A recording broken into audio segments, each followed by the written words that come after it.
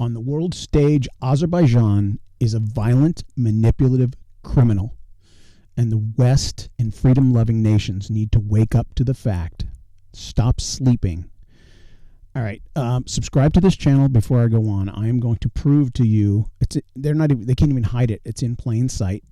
But I'm just going to do a little recent history for any of you out there that just thinks Azerbaijan and Armenia are having a civil war and it's just a little spat. No, Azerbaijan is the aggressor. They've always been the aggressor, and they are trying to pull strings and break the law to essentially get away with genocide.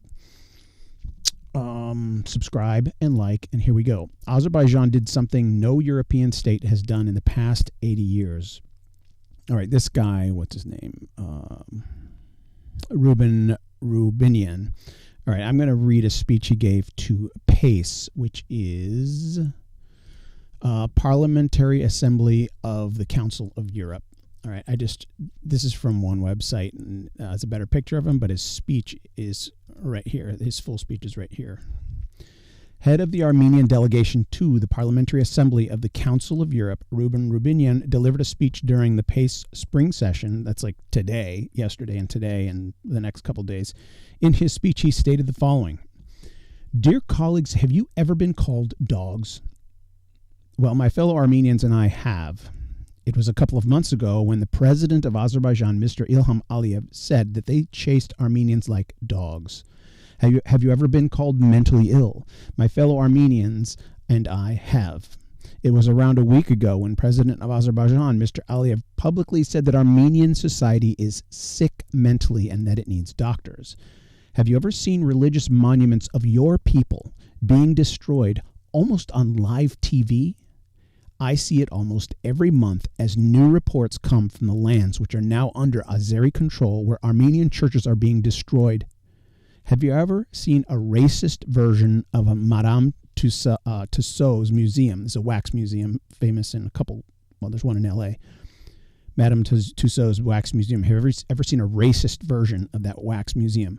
Well, now you can, because last week, again, the president of Azerbaijan opened a so-called trophy park in Baku where degrading, dehumanizing mannequins of Armenian soldiers depicted in chains, dying, or wounded, depicted as ugly, stupid, or evil, are displayed.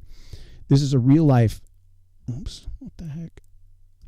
This is real life, and dear colleagues, Azerbaijan has done something that no country in Europe has done during the last some 80 years. They have institutionalized hatred towards Armenians, and in this situation, in this atmosphere, despite the fact that Armenia has returned all prisoners of war that it kept, despite the international humanitarian law, despite the trilateral statement of November, which ended the military hostilities, they refuse to repatriate Armenian prisoners of war and other captives. This is unacceptable. Dear colleagues, we debate many issues in this hemicycle, many complex issues, many multi-layered issues, many issues towards which there may be different points of view, but this issue is not one of them. This is a straightforward issue. This is a black and white issue. Armenian prisoners of war and other captives have to be returned by Azerbaijan. This is a must, this is an obligation, and this should happen. And I hope when the debate is over and when all of you go back to your day-to-day lives or go back to discuss other important but maybe less stressing issues, you will find some time to think about the hundreds of Armenian young guys who are kept as hostages in a country which hates them. Thank you. All right, what is PACE? All right, so I wanted to... And this is a powerful speech, and I looked in, before this, I've heard of it, but I didn't know much about it. It's 47 European nations getting together to discuss important issues. I think this is an annual conference, but in the news, I looked up. So it's going on right now. It's from April 19th to April 22nd. And so I look at all the articles, the things that are posted from today's session, and there's no mention anywhere in here of, they mention fighting fiscal injustice,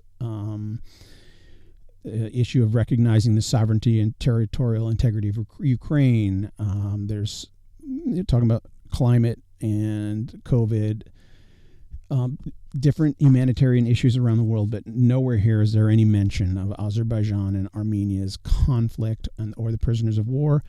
Again, this speech may have happened today, and they may not have updated this since then. I'm not saying they're ignoring it. I'm just saying it's not up here on the front page. And if I go back to these other pages, that's from yesterday's session. I already looked, and it wasn't yesterday. It wasn't on the website yesterday. But this is a big gathering of nations and organization with good intent. The Council of Europe is aimed at, doing good, but I get suspicious of big bloated bureaucratic do-gooder sessions that ignore some of the most obvious, blatant violations of human rights. So I asked myself the question, is Azerbaijan a member of PACE? And so I very quickly did some research. So here in 2000, Azerbaijan applied to be a member. Azerbaijan's application for membership to the Council of Europe.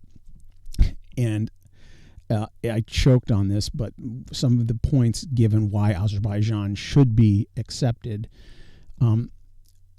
Here's some of the argumentation. In asking the Assembly for an opinion on the membership application, the Committee of Ministers reiterate that a closer relationship between the Caucasian countries and the Council of Europe would demand not only the implementation of substantial democratic reforms, but also their commitment to resolving conflicts by peaceful means. Look at number 9.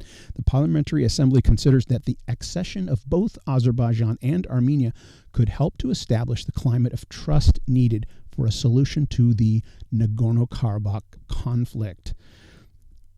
The Assembly calls on the Azerbaijani and Armenian authorities to continue their dialogue with a view to achieve a peaceful settlement of the Nagorno-Karabakh conflict and giving new impetus to regional cooperation.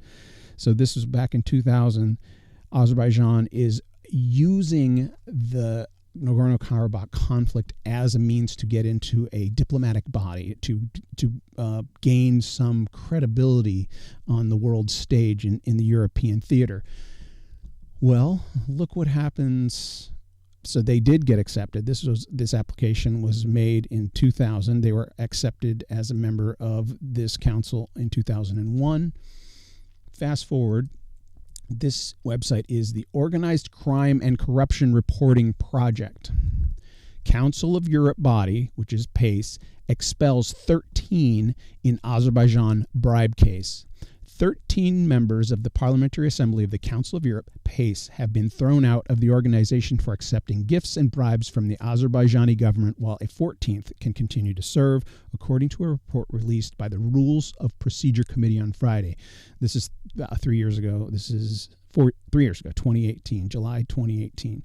There have been several reports on Azerbaijan's alleged efforts to boost the country's image among PACE members. The most recent was conducted by OCCRP and partners and exposed an alleged money laundering scheme involving $2.9 billion used to pay off European politicians and buy luxury goods. $2.9 billion split among 13 or 14 members of PACE. That's quite a bribe, and Azerbaijan has the money to do it. In response, PACE organized an investigation and wrote a report on allegations of corruption within PACE. It was published on April 15th of 2018. The report compiles the evidence found and explains that the relationship between the Azerbaijani government and PACE going back to 2001 when Azerbaijan joined the Council of Europe. It spells out the Assembly's ethical and legal standards, assesses the investigative findings, and suggests next steps. The PACE report notes that one of its responsibilities is to investigate member countries' human rights records with an eye toward encouraging strong national laws and sanctioning states who fall short. Sanctioning states who fall short of strong national laws. It points specifically to human rights concerns about Azerbaijan's handling of political prisoners. Azerbaijan's handling of political prisoners. That's what they're calling the prisoners of war right now. They're calling them terrorists. That would be a political prisoner. The European Stability Initiative think tank raises concerns about Azerbaijan's role in the Council of Europe in a 2012 report on caviar diplomacy, or Azerbaijan's attempt to silence PACE criticism of the country in exchange for gifts and money. In other words, they're just paying everybody off It's like buying your way into the social club when you're a crime boss that wants to get into the golf resort that's only reserved for respected members of the community. Well, you line enough pockets, you line enough judges' pockets and political officials' pockets, and you get in and you have this purported legitimacy on the world stage. So Azerbaijan is a criminal thug, and Pace, I don't know. Let me just look at this. So this is another member of the council, the Armenian delegation to Pace. What would you do if the POWs were French or German nationals? This guy is Mikhail Melkumian. Partners, what we are discussing, or partners, what are we discussing? Armenia has returned all prisoners of war to Azerbaijan, but there are still Armenian prisoners of war in Baku, the capital of Azerbaijan. I have addressed you several times and that it's necessary to organize visits to Yerevan and Baku, but you told me that it's beyond your responsibilities. What would you do if those POWs were French or German nationals? I want to see concrete measures. The parents of our prisoners of war want to see concrete measures, Melkunian said, emphasizing that the war incited by Azerbaijan and Turkey was the continuation of genocide. All right. Pass this video along. Azerbaijan is a thug. They're like a mob boss on the world stage, throwing money around and intimidating and using violence. This is primitive. This is not how civilized nations treat each other. And my detractors, I hope I get some comments from my Azerbaijanis who watch this channel, because this is documented. Might does not make right. And it's time for the world stage, the freedom-loving countries in the West, to stand up to Azerbaijan and Turkey.